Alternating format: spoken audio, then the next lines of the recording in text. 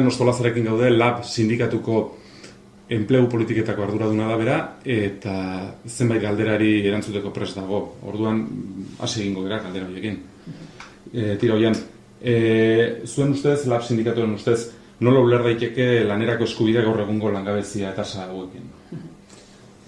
Piskala garbi dagoena da, Espainiako konstituzioan badagoela lanerako eskubide hori, beste hainbat eskubide abesten diren moduan, gaur egun ez dela betetzen eskubide hori, eta ikusi besterik ez dago, hori, Espainiar kasuan bai, baina hemen Euskal Herrian ere zenbateko langabezia tasa dago. Orduan, eskubide moduan jasota badago, baina eskubide hori gaur egun ez da bermatzen eta ez da betetzen, hori garbi dago. Eta, horrezaz gain alderdi kuantitatiboaz gain alderdi kualitatibo ere badago, ez? Hau da, enpleguak ere ezaugarri batzuk eduki behar ditu, eta momentu honetan lanaren segmentazioa ere bizi dugu, ez?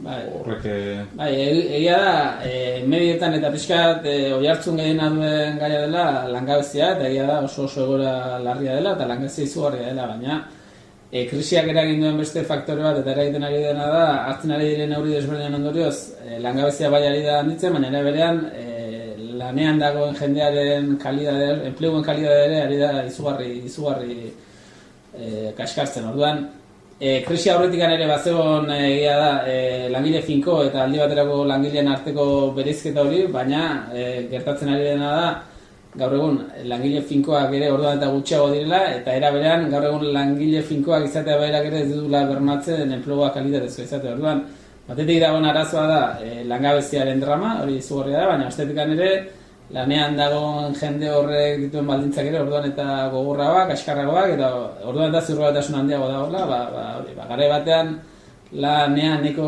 ziur egoteko aukera zegoena, gaur egun etorkizuna, inork ez du ziur ikusten, epe ertain batera bentzat lanean egoteko aukera izango duena, eta bestetik da baldintzak asko kaskartu dira krisiaren aitzakian ondorioz.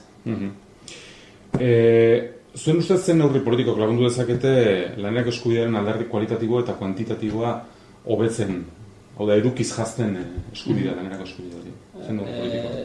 Galdera da oso komplikatua eta hor neurri asko daude. Gu pixka bat ere horrekin lotuta duela pare bat aste edo kaleratu genuen gure enplegu proposamena, eta hor pixka bat agertzen dira neurri konkretuak, baina egia da ez da erreza. Gu batetik pixka berrizten duguna da, hiru zati desberdinetan, batetik gure ustez beharrezkoa dena da enplegu suntxiketa gelditzea, gure ustez enplegu errezegi suntxitu da.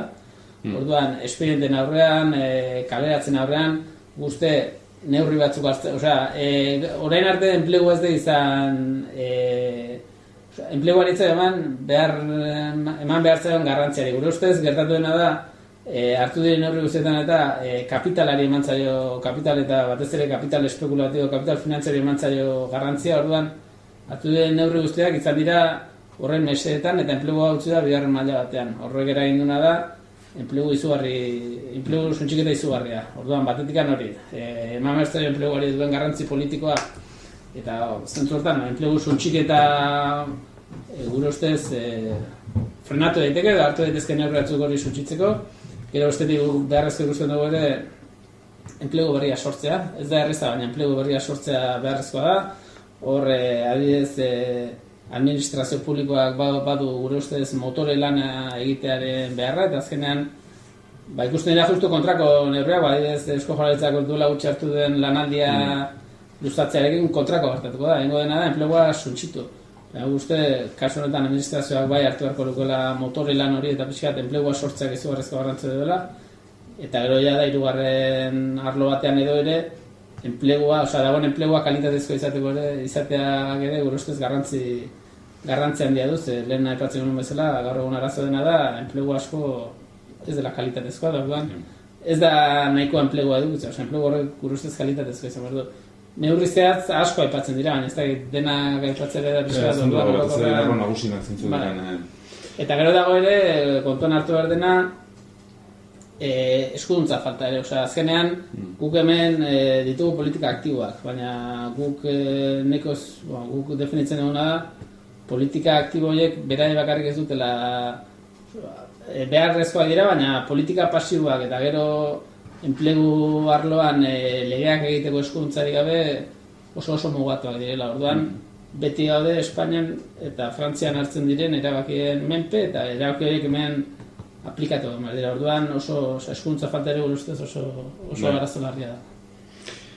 Zer aurreratu duzu, baina interesgarra izango litzake jakitea baita ere laben ustez administrazio maila bakoitzaren zeregina zein izan beharko litzaken eskubide honekiko. Aipatu duzu momentu honetan Jaurlaritzak hartu duen erabakia funtzionarioen lanaldia edo enpleatu publikoen lanaldia luzatzeko.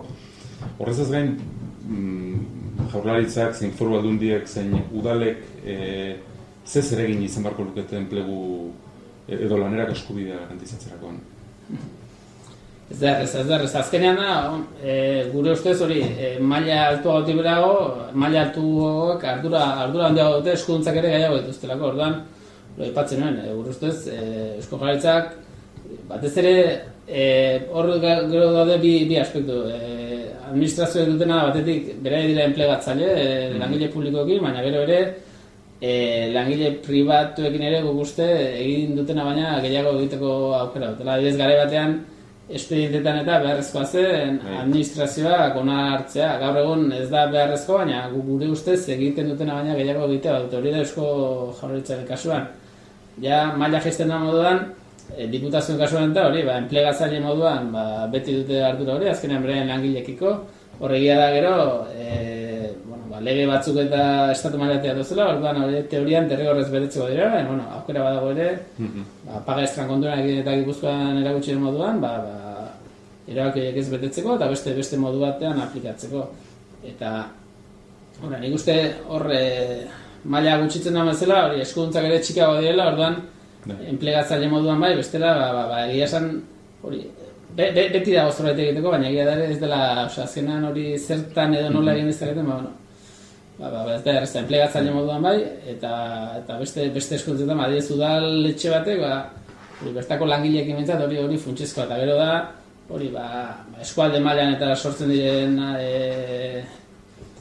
desarrollako garapen agentzien bidez, eta maila horretan bai dagoela egiteko, eta adibidez duela gutxi Gipuzkoan kasuan ere diru partida bat onartu dute pixka bat enpleguan sorrerako eta krisi honi aurre egiteko, holako diru partiden bidezetan nik uste dela gauzak egiteko aukera, bai enpresei finantza laguntza batzuk emanez gauza konkretu batzutarako baldintza batzuk egin eta kontrol lakin, eta gauzak egiteko badaude eta gauza martxan jartzen ari dira, baina hori azkenean da pixkat ere bakoitza ditun eskuduntzen arabera eta ditun aukeren arabera.